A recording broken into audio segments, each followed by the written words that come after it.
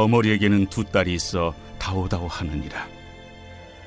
족한 줄을 알지 못하여 족하다 하지 아니하는 것 서너시 있나니 곧 스월과 아이 베지 못하는 태와 물로 채울 수 없는 땅과 족하다 하지 아니하는 불이니라.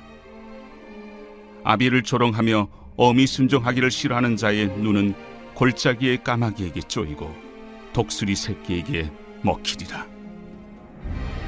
내가 심히 기이 여기고도 깨닫지 못하는 것 서너시 있나니 곧 공중에 날아다니는 독수리의 자치와 반석이로 기어다니는 뱀의 자치와 바다로 지나다니는 배의 자치와 남자가 여자와 함께한 자치며 음녀의 자치도 그러하니라. 그가 먹고 그의 입을 찢음같이 말하기를 내가 악을 행하지 아니하였다 하느니라. 세상을 진동시키며 세상이 견딜 수 없게 하는 것 서너시 있나니 곧 종이 임금된 것과 미련한 자가 음식으로 배부른 것과 미움받는 여자가 시집간 것과 여종이 주모를 이은 것이니라.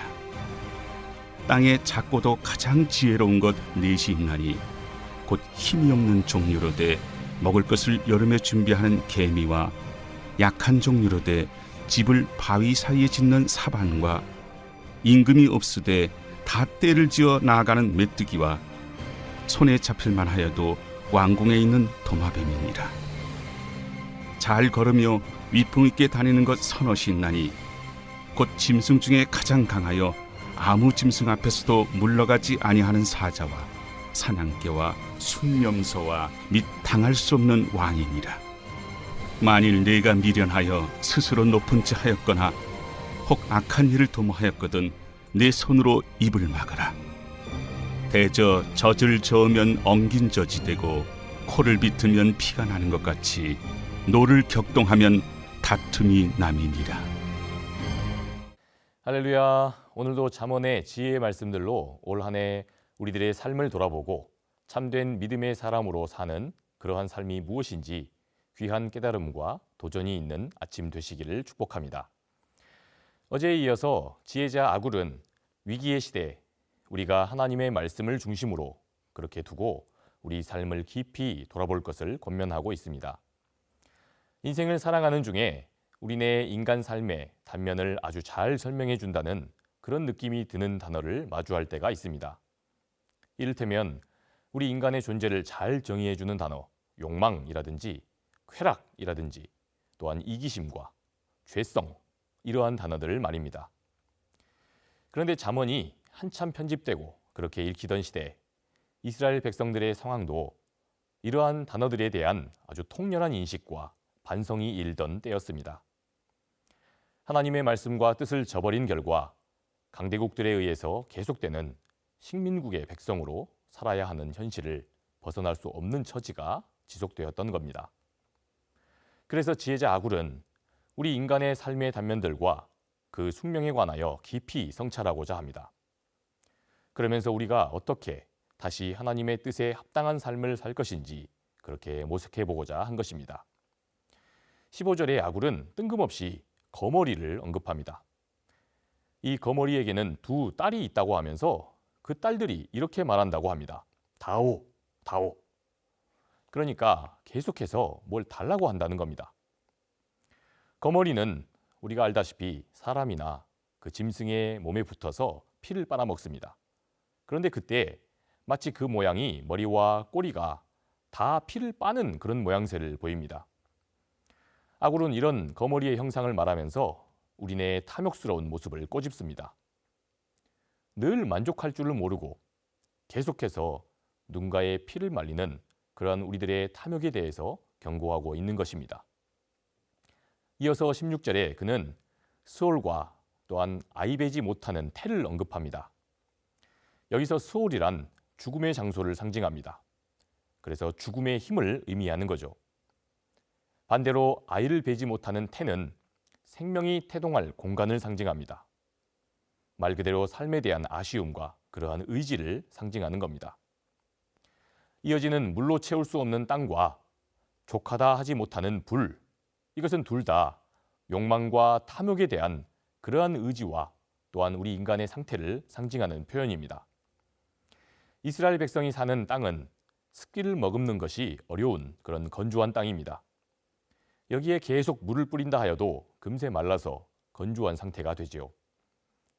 또한 불은 태울 것이 있는 한 다 태우고 나야지만 꺼지는 특징이 있습니다. 이처럼 끝없이 습기를 바라는 땅과 끝없이 태울 것을 바라는 그런 불처럼 우리 인간의 욕망이란 끝이 없음을 말하고자 한 것입니다. 그러니 정리하자면 우리네 인생은 이것이 다라는 겁니다. 삶과 그 죽음 사이에서 평생을 끝없는 욕망과 탐욕을 잘 다스려야 하는 그러한 현실임을 아구르는 말하려 했던 겁니다. 이러는 삶의 굴레 속에서 우리 인간은 17절에 언급하는 바 인간적인 마땅한 순리를 거스르는 삶을 삽니다. 때로 자신이 낳아준 부모를 아주 경히 여기는 그런 행위가 그것을 말한다고 볼 수 있겠습니다. 또한 19절이 언급하는 대로 하나님께서는 가정을 꾸리도록 하십니다. 그리고 여기에 성생활이라고 하는 아주 신비한 통로를 통해서 우리에게 새로운 자녀들과의 귀중한 만남을 허락하셨습니다. 그러나 우리 인간은 20절이 언급하는 바 이 신비한 은혜의 통로를 때론 그릇된 욕망의 도구로 전락시켜버리는 그런 누를 범하기도 합니다. 또한 22절이 말하는 바 그릇이 되지 않는 사람이 중요한 자리에 앉으려는 그런 욕망을 부리는 경우가 있습니다. 그런 탓에 하나님의 뜻을 가리기도 하는 겁니다. 또한 세상에는 정직한 땀 흘림이 없이 배부른 삶을 살고자 하는 그런 욕망을 부리는 사람들도 많습니다. 23절의 언급처럼 배은망덕한 욕망을 부리는 그런 사람들로 인해서 주객이 전도되는 그런 불의가 일어나기도 합니다. 아굴은 이 땅의 어둠의 현실이 결국은 이처럼 우리가 삶과 죽음 사이에서 끝없이 탐욕을 부리며 살아가는 탓이라고 보는 겁니다. 그것이 현실이라 역설하는 거죠. 그러면서 우리가 이처럼 초래한 어둠이 짙게 깔린 그런 현실을 도대체 어떻게 살아가야 하는가, 여기에 대한 말씀의 대안을 내놓습니다. 그런데 아굴이 여기서 내세운 그 대안이라고 하는 것이 참으로 신박합니다. 그것은 바로 작고도 작은 땅의 생물들과 짐승의 지혜를 본받으라고 하는 것이기 때문입니다. 가장 먼저 개미는 작고 미미합니다. 그러나 여름에 먹을 것을 지혜롭게 비축해 놓습니다. 또한 사반이라고 번역된 이 바위 오소리는 아주 약한 짐승입니다. 그러나 나름 바위 틈이나 그 사이에 집을 지어서 약한 자신의 몸을 보호합니다.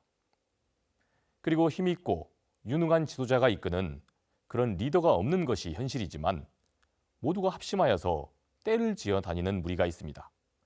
그렇게 자신을 지키고 보호하는 메뚜기가 있다는 겁니다. 또한 작지만 빠른 몸놀림으로 어디든 활보하며 나름 자기를 지키고 보호하는 도마뱀도 있다고 말합니다. 심지어 이 도마뱀이 자기 코가 그렇게 도망다니는 석자인데도 왕국마저도 자유롭게 드나든다고 아굴은 말합니다. 또한 짐승들 중에서도 어떠한 위협에도 용감하게 자기답게 위풍당당하게 살아가는 사자와 사냥개, 또한 자기의 뿔을 지켜들며 달려드는 순념소에게도 우리가 배울 것이 있다. 아굴은 그렇게 권면하고 있습니다. 아굴이 이러한 짐승들을 언급한 이유는 분명합니다. 말씀이 언급한 모든 짐승들은 다 제각각 세상의 순리대로 살아갑니다. 우리 하나님께서 주신 각자의 지혜와 능력으로 그 순리를 역행하지 않으면서 하나님 허락해 주신 자기만의 그런 능력들을 통해 자신의 약점을 보완해가며 사는 겁니다. 말 그대로 위풍당당하게 말입니다. 그래서 아무리 힘들어도 결코 주눅이 들거나 좌절하고 낙심하지 않고 결국 자기답게 살다가 죽어간다는 겁니다. 마찬가지로 우리에게도 이러한 면모가 필요하다고 오늘 말씀은 도전합니다.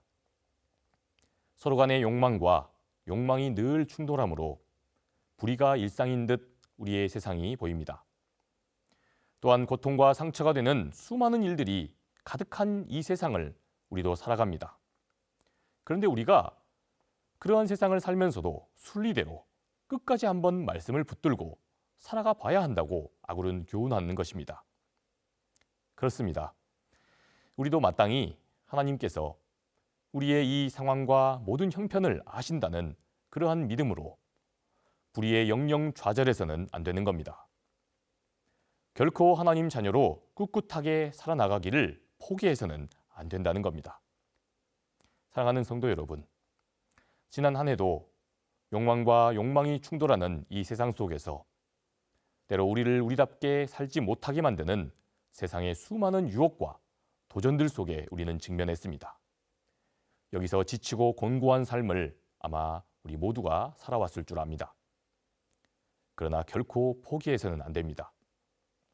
하나님께서 이런 우리를 사랑하시기를 여전히 결코 포기하지 않으셨기 때문입니다. 그러니 바라기는 하나님의 말씀 안에서 새로 우리가 맞을 한 해도 다시 한번 소망을 품고 살아가시기를 축복합니다. 하나님께서 반드시 저와 여러분들을 높이시고 마침내 깊은 사랑과 위로로 돌보실 것입니다.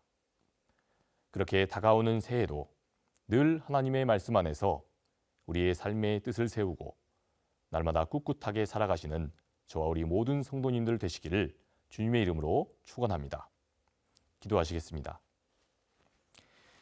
주님 은혜를 감사합니다. 한 해 동안도 어려운 상황과 또 어둠의 현실을 살아가면서도 우리들을 지켜주시고 여기까지 인도하신 에베네셀의 하나님을 찬양합니다. 주님, 날마다 우리 앞에 산적해 있는 수많은 문제들이 있고 관계의 어려움들이 있지만 그러나 이 속에서 여전히 우리 주님의 말씀을 붙들고 살아가라는 오늘 이 잠언의 말씀을 기억하게 하여 주시옵소서. 그래서 삶의 어려운 상황과 또 좌절될 그런 상황들을 만날자 할지라도 날마다 우리를 구원하시는 하나님을 경험하게 하여 주시옵소서. 그렇게 언제나 우리와 함께 하실 우리 구주 예수 그리스도의 이름으로 감사하며 기도합니다. 아멘.